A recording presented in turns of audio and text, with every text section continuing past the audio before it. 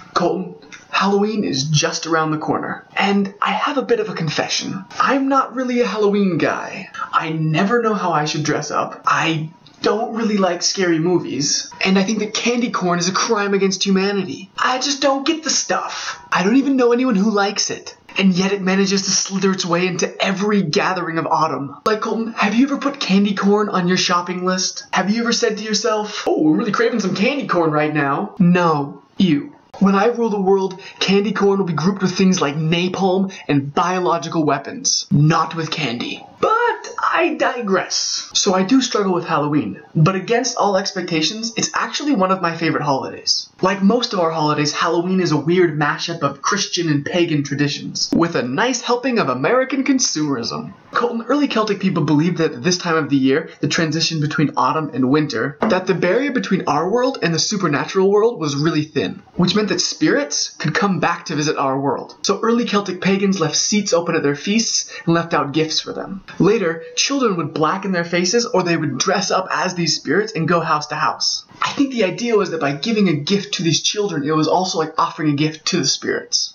Giving an offering was expected to give good luck, while not giving an offering would lead to, well, mischief. AKA the neighborhood kids would toilet paper your house. Wait, did they use toilet paper in the 16th century?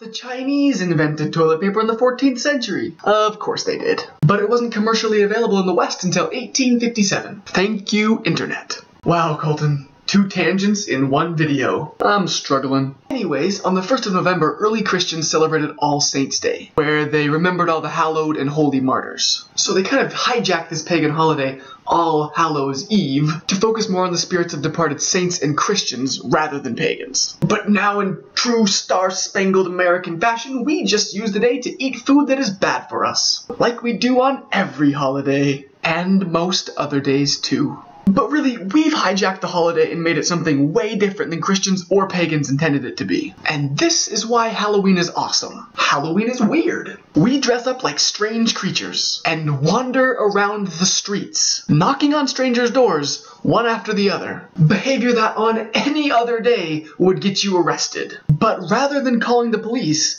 the people whose doors we knock on give us candy? Colton, 64% of Americans plan on celebrating Halloween. The other 36% are just lame. But you want to know what else 64% of Americans can agree on? Basically nothing. Colton, only 49% of the population approves of the current president. Only 32% of the population approved of the last president. But 2/3 of the population are totally all for dressing up like monsters and eating candy. We can't approve of our own political leaders, but we love Halloween. I might even argue that it is the glue that holds our entire society together. Glue of candy corn and caramel apple pops. And this is because Halloween is not a holiday that you spend inside with your family like Thanksgiving or Christmas. Instead, we spend it out in the community with virtually complete strangers. And Colton, it only works if enough of us decide that we want to do it. I can celebrate International Skeptics Day completely by myself, and it goes just smoothly. But my successful Halloween observance is mostly dependent upon other people. And for all of those kids out there to have a real Halloween,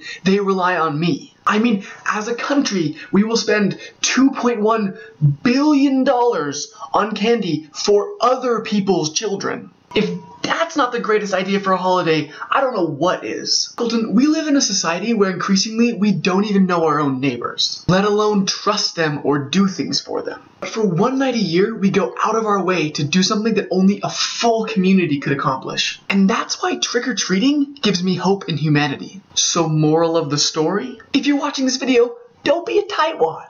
Buy the Snickers instead of the candy corn. The very fabric of humanity is depending upon you.